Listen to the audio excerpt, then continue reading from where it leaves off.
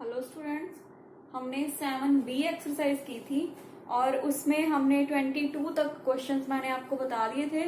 तो अब हम नेक्स्ट क्वेश्चन 23rd क्वेश्चन कर रहे हैं। 23rd क्वेश्चन है, a mint prepares metallic calendars specifying months, dates and days in the form of monthly sheets. That means one plate for each month. How many types of February calendars should it prepare to serve for all the possibilities in the future years? मतलब क्या है, mint है कोई calendar prepare करती है, एक month के लिए एक शीट प्रिपेयर होती है। तो हमें फाइंड करना है कि फेब्रुअरी मंथ के लिए कितनी पॉसिबिलिटी है, मतलब फेब्रुअरी मंथ की जो शीट्स बननी है उसके लिए कितनी पॉसिबिलिटीज हैं, ताकि जो अपकमिंग ईयर्स हैं, इन फ्यूचर ईयर्स, वो हम यूज कर सकें। तो जैसे कि हमें पता है फेब्रुअरी के लिए पूछा स्पेशली, तो पहले हम बात करते हैं कि फेब्रुअरी में या तो 28 डेज होंगे और अगर लीप ईयर होगा तो 29 डेज होंगे। इट मीन्स दो पॉसिबिलिटीज तो ये हो गई हैं। उसके बाद नेक्स्ट हम बात करते हैं, अगर सिंपल ये बात करें कि मंथली शीट्स बनती कैसे हैं, तो वो संडे होगा यहाँ पे, मतलब डेज लिखे होंगे 7, Monday, Tuesday, Wednesday, then Thursday,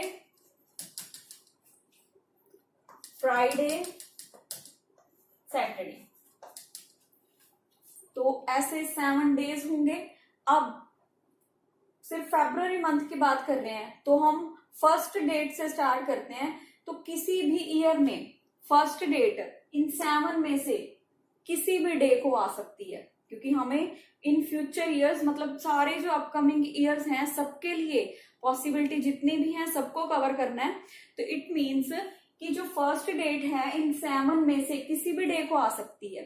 मान लो यहाँ पे फर्स्ट डे संडे को आ गई, तो इसके बाद क्या होगा कि जो 20, मान लो ये हम 28 डेज का ले रहे हैं फरवरी, तो 28 जो डेट होगी वो कब आएगी, यहाँ पे लास्ट में बिल्कुल सैटरडे पे आ जाएगी 28। इसके बाद ये एक मंथ, एक शीट तो ये बन गई। इसके बाद मान लो ये संडे से स्टार्ट ना होके मंडे तक जाए, तो फिर इसकी 28 जो है वो यहाँ पे संडे पे खत्म होगी। तो ऐसे ही करते हुए, क्योंकि 7 है तो मतलब 28 डेज अगर हम ले फरवरी में, तो 7 तो शीट्स ये बनेगी। उसके बाद 7 के बाद आप देख सकते हो कि जैसे मैंने अभी बताया आपको कि फरवरी में 28 डेज हो सकते हैं या फिर 29 डेज हो सकते हैं। ये हमने 28 के लिए बात कर ली। ऐसे ही 29 के लिए मान लो संडे से ही स्टार्ट हो रहा है, फर्स्ट डेट संडे को हो गई है, तो 28 सैटरडे तक, मतलब 29 फिर संडे को हो जाएगी। तो इट मीन्स इसकी फिर से 7 शीट्स बनेगी। 28 डेज के लिए भी 7 शीट्स और 29 डेज के लिए भी 7 शीट्स। तो इट मीन्स 7 ये हो गई और मल्टीप्लाई 2, मतलब 2 तरह की बननी है ये 7 शीट्स। और अगर आप सिंपल करो कि 7 28 डेज के लिए और 7 ही 29 डेज के लिए, तो 7 + 7 = 14। और अगर सिंपल बात करें कि एक तरह के, मतलब जब हम एक तरह का ईयर ले रहे हैं, नॉन लीप ईयर ले रहे हैं, तो उसमें फरवरी के लिए 7 पॉसिबिलिटीज हैं। लेकिन यहाँ पे कितने तरह के ईयर्स आएंगे, 2 तरह के, एक नॉन लीप ईयर और एक लीप ईयर। तो उसको 2 से मल्टीप्लाई कर दिया, मतलब इसकी पॉसिबिलिटीज होंगी 14। तो परमुटेशन है 14। सेकेंड क्वेश्चन है, for a set of 5 true or false questions, no student has written all correct answers and no 2 students have given the same sequence of answers. What is the maximum number of students in the class for this to be possible? तो यहाँ पे question क्या है actual में आपका, कि 5 true और false questions हैं, और जब पूरी क्लास को उनके आंसर देने के लिए बोला गया, तो ना तो कोई 2 स्टूडेंट ने सेम सीक्वेंस दिया, मतलब जैसे यहाँ पे 5 क्वेश्चंस हैं, ट्रू और फॉल्स की तरह के हैं ये। तो जो सीक्वेंस बनेगा, मान लो किसी ने ट्रू लिखा फर्स्ट 2 को, फिर फॉल्स लिखा, देन ऑल्सो ट्रू, एक सीक्वेंस ये बन गया। मतलब ऐसे जितने भी सीक्वेंस बने हर एक ने, वो किसी का सेम नहीं है, सभी स्टूडेंट्स ने अलग अलग आंसर दिए, सीक्वेंस अलग अलग दिए सबने। सेकेंडली क्या बताया उन्होंने कि किसी ने भी करेक्ट सीक्वेंस नहीं दिया, मतलब सारे 5 के 5 किसी स्टूडेंट के करेक्ट नहीं है। तो हमें बताना है कि टोटल नंबर ऑफ स्टूडेंट्स क्या है, मतलब कि जितने ये सीक्वेंसेस बने सबने अलग अलग दिया, इट मीन्स जितने ये सीक्वेंसेस बनेंगे उतने टोटल स्टूडेंट्स हैं। इसके बाद किसी ने सही भी नहीं दिया, लेकिन जो सीक्वेंसेस बनेंगे उनमें कोई एक सीक्वेंस तो करेक्ट हो गई, तो मतलब किसी ने सही नहीं दिया, तो जितने टोटल बनेंगे उसमें से हम 1 माइनस कर देंगे, मतलब किसी का ठीक तो था ही नहीं, इट मीन्स वो 1 तो चला ही जाएगा जो बिल्कुल ठीक होगा सीक्वेंस, तो बाकी जो आएगा वो नंबर ऑफ स्टूडेंट्स हैं इन द क्लास। तो देखते हैं कैसे करना है इसे। अब क्योंकि हमारे पास 5 ट्रू फॉल्स हैं, तो मतलब हमें 5 ऑप्शंस फिल करनी है। तो फर्स्ट ट्रू और फॉल्स जो है उसके लिए हमारे पास पॉसिबिलिटी है 2, मतलब या ट्रू आएगा या फॉल्स आएगा, तो ये 2 ही पॉसिबिलिटीज हैं। तो यहाँ पे आ गया 2। देन अगेन सेकंड के लिए भी वही 2 हैं, ट्रू एंड फॉल्स फिल किया जा सकता है, तो सबके लिए 2 ऑप्शंस हैं, मतलब टोटल बन रहा है 32। तो टोटल 32 सीक्वेंस बनेंगे, लेकिन इनमें एक करेक्ट भी होगा, लेकिन ऐसा कोई स्टूडेंट नहीं है जिसने करेक्ट आंसर दिया, सबने गलत आंसर दिया और सबने अलग अलग आंसर दिए, तो अलग अलग सीक्वेंस टोटल बनने हैं 32, उनमें से एक करेक्ट भी होगा, लेकिन करेक्ट आंसर देने वाला स्टूडेंट नहीं है हमारे पास कोई भी। इट मीन्स जो टोटल नंबर ऑफ स्टूडेंट्स होंगे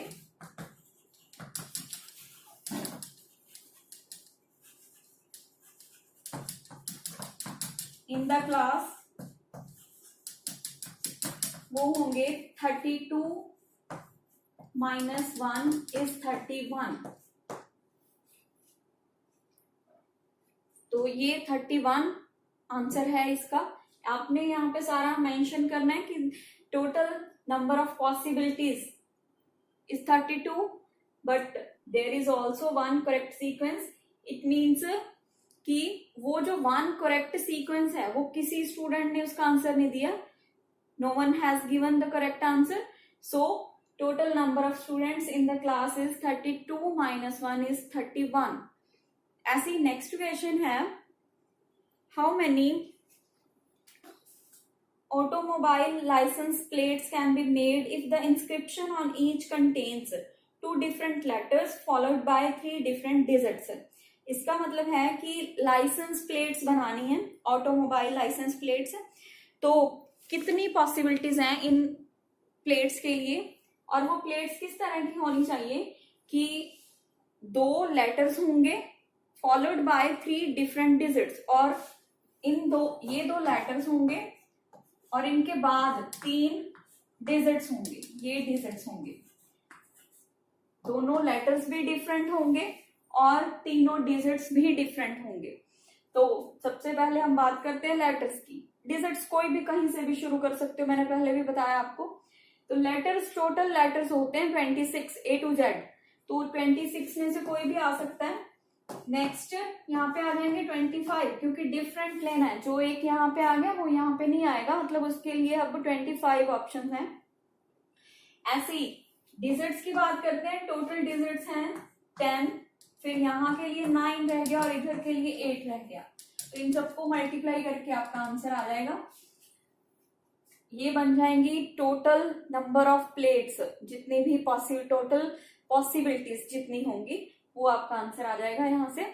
हमारा क्वेश्चन था 24 एंड दिस वन इज 25। ऐसे ही अब हम कर रहे हैं 26th क्वेश्चन।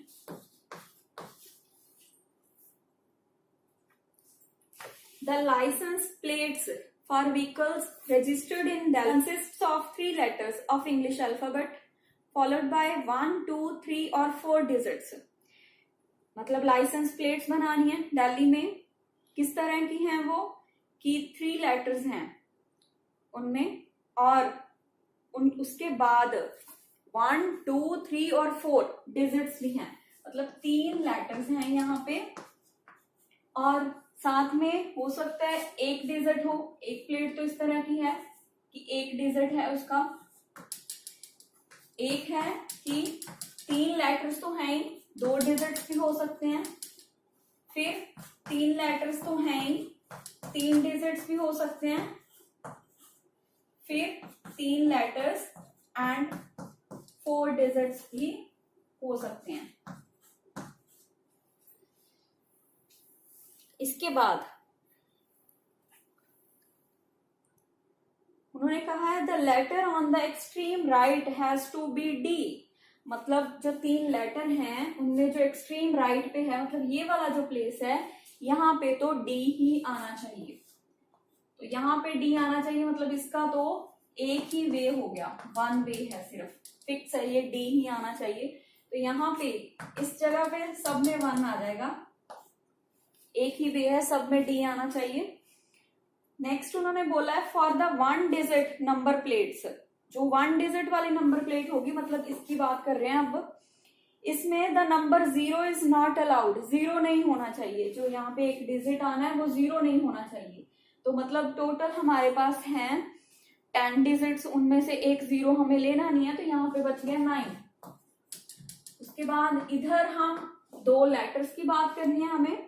अब लेटर्स उन्होंने बोला है कि जो एक्सट्रीम राइट पे है वो डी होना चाहिए, बट दोबारा डी नहीं आना चाहिए, ये कहीं पे नहीं लिखा। जैसे आप देख सकते हो फर्स्ट लाइन में भी है, the license plates for vehicles registered in Delhi consist of 3 letters, just 3 letters, not 3 different letters are.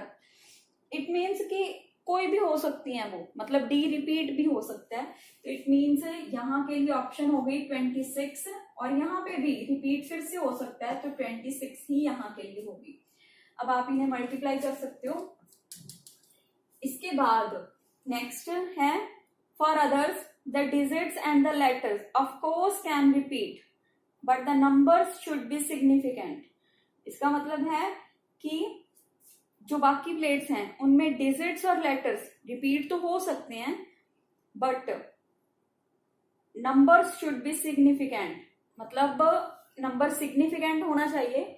इसका मतलब क्या है कि जैसे यहाँ पे 2 डिजिट हैं, नंबर बनना है यहाँ से एक, तो वो नंबर सिग्निफिकेंट होना चाहिए, मतलब 2 डिजिट का होना चाहिए। इट मीन्स इस प्लेस पे 0 नहीं आ सकती, क्योंकि अगर इस प्लेस पे 0 ली तो वो हम नहीं बोल सकते कि वो 2 डिजिट नंबर रह गया, क्योंकि ये स्पेसिफाई किया उन्होंने कि ये 2 डिजिट नंबर प्लेट होगी, ये 3 डिजिट होगी और ये 4 डिजिट होगी। तो सिग्निफिकेंट का मतलब यही है कि अगर 2 डिजिट है तो दोनों डिजिट होने चाहिए, 0 नहीं आना चाहिए यहाँ पे। तो ये तो 26 मल्टीप्लाई 26 हो ही गया। इसके बाद रिपीट हो सकते हैं, मतलब यहाँ पे 0 नहीं आना चाहिए तो 9 है, यहाँ 0 आ सकता है तो इधर तो 10 है, रिपीट तो हो ही सकते हैं, तो टोटल 10 ही लेंगे। ऐसे सेम वे है, यहाँ पर 26 एंड 26, इधर डिजिट 0 नहीं आना चाहिए तो यहाँ पे 9, बाकी दोनों 10 10 रिपीट हो सकते हैं, कुछ भी आ सकता है। सेम 26 मल्टीप्लाई 26, और इधर इस डिजिट के लिए 9, बाकी सबके लिए 10। ये मल्टीप्लाई करके ये बनेगा सब में। अब यहाँ पे एक चीज और मैं आपको बताने जा रही हूँ कि जहां पे हम बात करेंगे और की, इस और की, इसका मतलब होगा हमें प्लस करना है। जहां पे हम बात करेंगे एंड की, तो इसका मतलब होगा मल्टीप्लाई करना है। अब यहाँ पे हम मल्टीप्लाई कर रहे हैं क्योंकि ये एंड की कंडीशन है, नंबर प्लेट कंप्लीट नहीं होगी इसके बिना, एंड है, नेसेसरी है। ये होना चाहिए first letter and second letter and third letter and 1 digit, तो ये नंबर प्लेट कंप्लीट हुई, तो इसलिए ये एंड की ऑप्शन है, हमने मल्टीप्लाई किया। सेम सेकंड जो है वो 2 डिजिट नंबर प्लेट है, इसमें भी ये नंबर प्लेट कंप्लीट होगी, सब जरूरी है, इसलिए ये एंड की कंडीशन है, इसलिए हमने मल्टीप्लाई किया। लेकिन इनमें आपस में ये और की कंडीशन है, मतलब जो नंबर प्लेट है ये हो सकती है, या फिर ये हो सकती है, या थर्ड वाली हो सकती है, या फोर्थ वाली हो सकती है, मतलब इनमें आपस में और की कंडीशन है। तो इट मीन्स अब हमें इन चारों को प्लस करना है आंसर के लिए, तो इन चारों को प्लस करके आपका आंसर आ जाएगा, वो होंगी total number of permutations. Next जो हमारी एक्सरसाइज है 7C एक्सरसाइज है, तो 7C एक्सरसाइज में आप परमुटेशन सॉल्व करना सीखोगे। अब तक आपने किया, फैक्टोरियल सॉल्व करना सीखा। सेकेंड एक्सरसाइज में आपने फंडामेंटल प्रिंसिपल ऑफ काउंटिंग किया। अब हम करेंगे कि परमुटेशन कैसे सॉल्व करते हैं। परमुटेशन, इसका जैसे मैंने लिखा NPN, ये P परमुटेशन है। इसका मतलब क्या है कि टोटल मेरे पास N ऑब्जेक्ट्स हैं और मुझे सारे के सारे ही इंक्लूड करने हैं, taken all at a time. और ये N जो ऑब्जेक्ट्स हैं ये डिफरेंट हैं, सारे अलग अलग हैं, N डिफरेंट ऑब्जेक्ट्स हैं। तो इसे हम रीड करेंगे NPN, तो मतलब परमुटेशन सॉल्व करना है। तो जब भी N डिफरेंट ऑब्जेक्ट्स हैं और हमें एक टाइम पे सारे ही लेने हैं, N के N ही लेने हैं, तो मतलब नंबर ऑफ परमुटेशंस क्या होती हैं, NPN, और ये इक्वल रहता है फैक्टोरियल N की।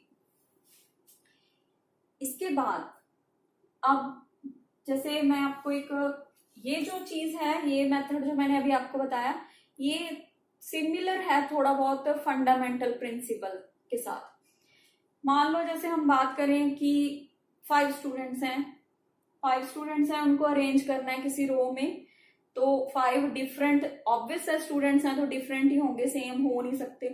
तो 5 स्टूडेंट्स को हमें अरेंज करना है। टोटल 5 हैं, 5 में से 5 को ही अरेंज करना है। तो 5P5 बन जाएगा वो, और ये किसके इक्वल होगा, फैक्टोरियल 5 के।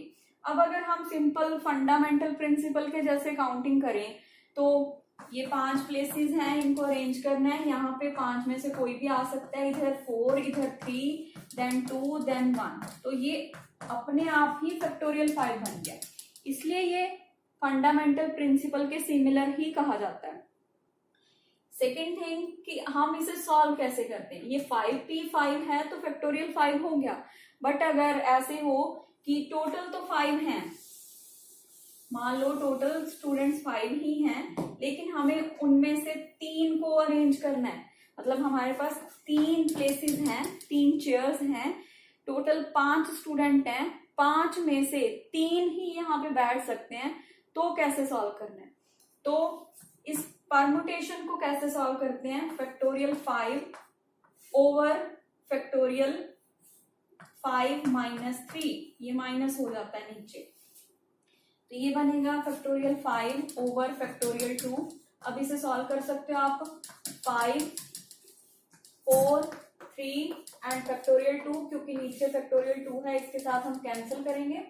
तो ये आंसर आ गया 60। अब अगर आप फंडामेंटल प्रिंसिपल से करके देखो, टोटल 5 स्टूडेंट थे, उनमें से 3 को हमें अरेंज करना है। तो फर्स्ट प्लेस पे मतलब 5 में से कोई भी बैठ सकता है, देन कोई बाकी जो 4 रह गए उनमें से कोई बैठ सकता है, और थर्ड प्लेस पे बाकी 3 में से। तो फिर से दोबारा ये 60 ही आ जाएगा। तो ये दोनों मेथड हैं, इसीलिए ये similar to fundamental principle of counting है। इसके बाद एक्सरसाइज में देखते हैं क्वेश्चंस इसके। जैसे फर्स्ट तो क्वेश्चन जो है वो परमुटेशन सॉल्व करने का ही है, जैसे मैंने अभी आपको 5P3 सॉल्व करके बताया, वैसे ही आपने ये भी करना है। और जैसे 10P3 है, मान लो सेकंड पार्ट है इसमें, तो इसे कैसे करोगे, फैक्टोरियल 10 ओवर फैक्टोरियल 10 माइनस 3। तो नेक्स्ट स्टेप में factorial 10 over factorial 7, 10, 9, 8 factorial 7 cancel, तो ये 720 आंसर। तो ऐसे परमुटेशन सॉल्व करनी है हमें। इसके बाद जो सेकंड क्वेश्चन है वो है हमारा, find R if 5PR is equal to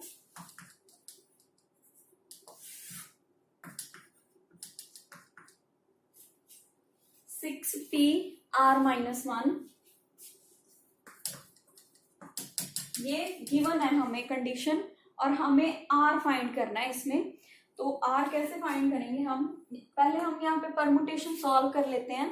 तो 5 ओवर 5 माइनस R, और यहाँ पे factorial 6 over 6 minus R plus 1। जब ये माइनस करेंगे तो साइन चेंज हो जाएंगे, R प्लस है वो माइनस बन जाएगा, और 1 माइनस में है वो प्लस में बन जाएगा।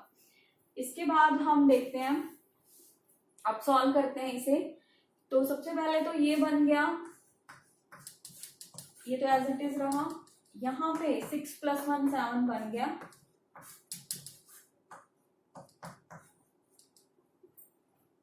तो जैसे कल भी हमने डिस्कस किया था कि पहले जो बड़ा है उसे हम सॉल्व करेंगे, क्योंकि बड़े से छोटे तक हम पहुंच सकते हैं।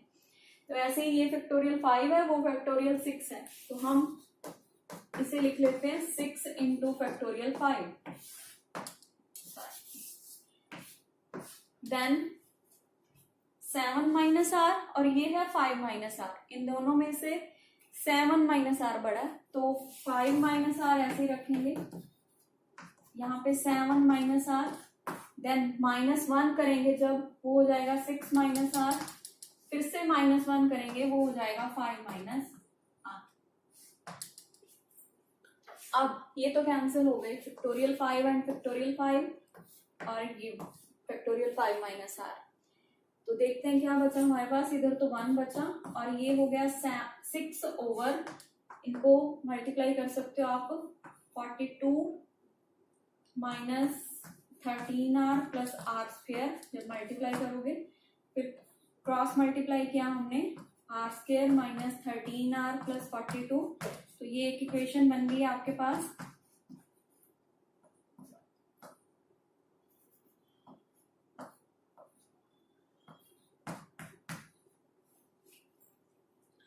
अब इसको फैक्टराइज कर सकते हो आप by splitting middle term, 9r - 4r + 36। तो यहां से आपको r की 2 वैल्यूज मिल जाएंगी।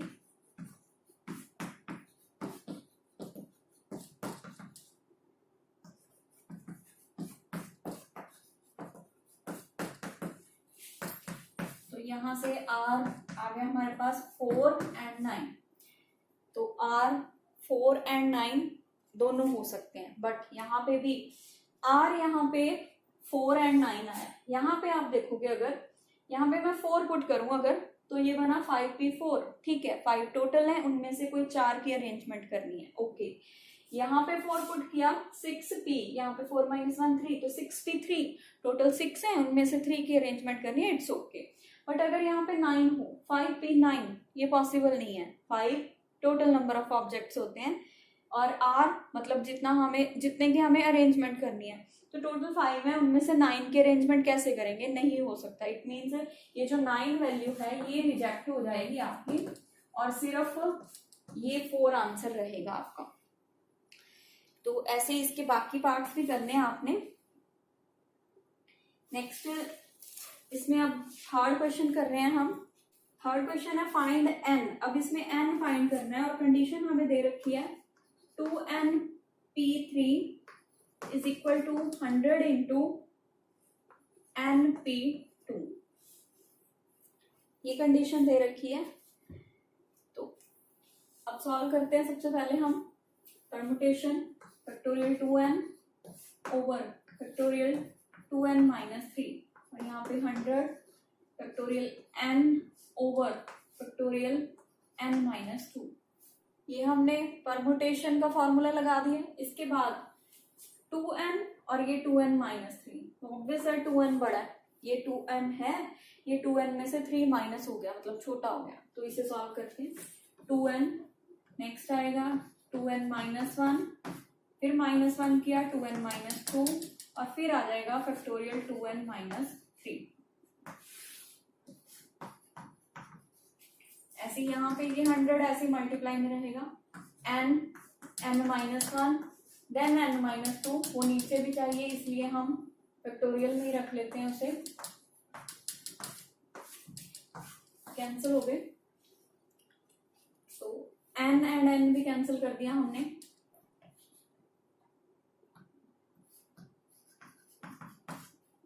अब हमने यहाँ से 2 कॉमन कर लिया, यहाँ से 2 कॉमन करेंगे, वो यहाँ पे मान लो इधर लिख लिया मैंने, क्योंकि मल्टीप्लाई में कहीं पे भी लिख सकते हैं। और यहाँ पे n - 1, और इधर 100 into n - 1। अब ये n - 1 एंड n - 1 भी कैंसिल हो गया, तो यहाँ पे बचा 2n - 1, और ये जो मल्टीप्लाई में 4 था वो 100 over 4 हो जाएगा, 100/4 की वजह से ये हो गया 25। तो इसके बाद ये बना, ये -1 दूसरी साइड पे गया, +1 हो गया, और ये 2 दूसरी साइड पे गया, डिवाइड हो गया। तो n का आंसर आ गया आपके पास 13। ऐसे ही आगे भी क्वेश्चन करने हैं आपने, 4th 5th ट्राई करना। अगर कोई प्रॉब्लम होती है तो फिर हम नेक्स्ट क्लास में डिस्कस करेंगे इसे। Thank you.